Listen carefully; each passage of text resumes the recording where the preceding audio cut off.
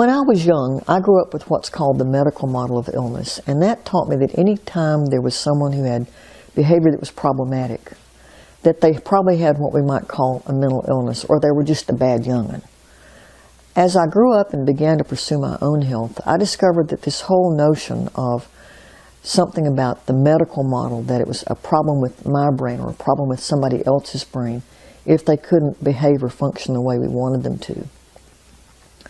The problem with that is that there aren't any biological tests that show us what might be a, quote, mental illness, close quote, or not. You can't get a lab test for post-traumatic stress disorder or post-traumatic stress of any sort. You can't do a swab or an imaging study to find out if you've got depression. Most of the things that require brain biopsies require them after death. Now, over time, we might find the impact of traumatic experiences and how it changes how different connections are formed in the brain in terms of neural networks and the whole networking process. But this is still about connections and how they are formed.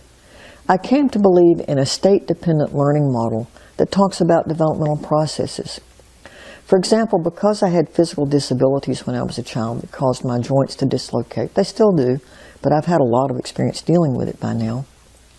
For me, I was so busy wondering when I was going to wake up with a knee out of place or a hip out of place, or I would be playing on the playground and I would be thrown to the ground by this, that I was missing some things developmentally. I was too busy doing one thing to do something else.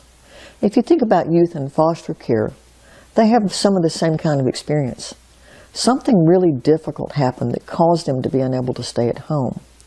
And from the time they were taken out of their home or left home until they moved in on their own somewhere, they were so busy surviving, they missed a lot of developmental stuff.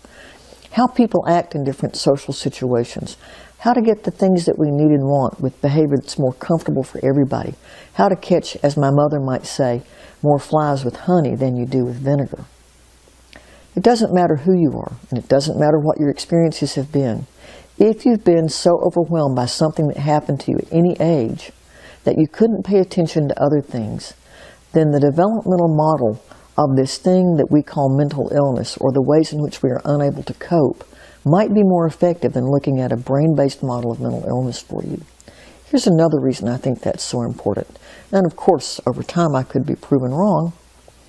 About 3 weeks ago, someone showed me a little video clip on neurogenesis. That's Neurogenesis, and it showed a new neural network, a new connection forming in 20 seconds. So if people have experienced something traumatic, and in 20 seconds they formed a neural connection that's not going to serve them as well as another one might, guess what? We know that we can make new ones as long as we have breath in us. And so I believe that learning is a better model for considering the impact of traumatic experiences and how they change our lives, and how we can change our lives again than looking at a brain-based model of mental illness. Sometimes people have things that are biological that cause them to behave differently. They might have inflammation.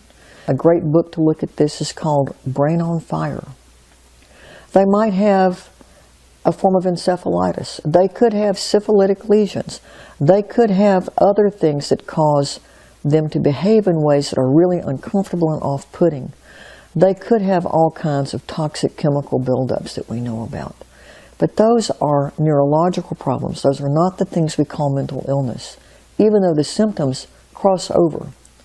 And I think as we continue to untangle what may be social, what may be nature, what may be nurture, we might find ourselves looking at different definitions in different ways.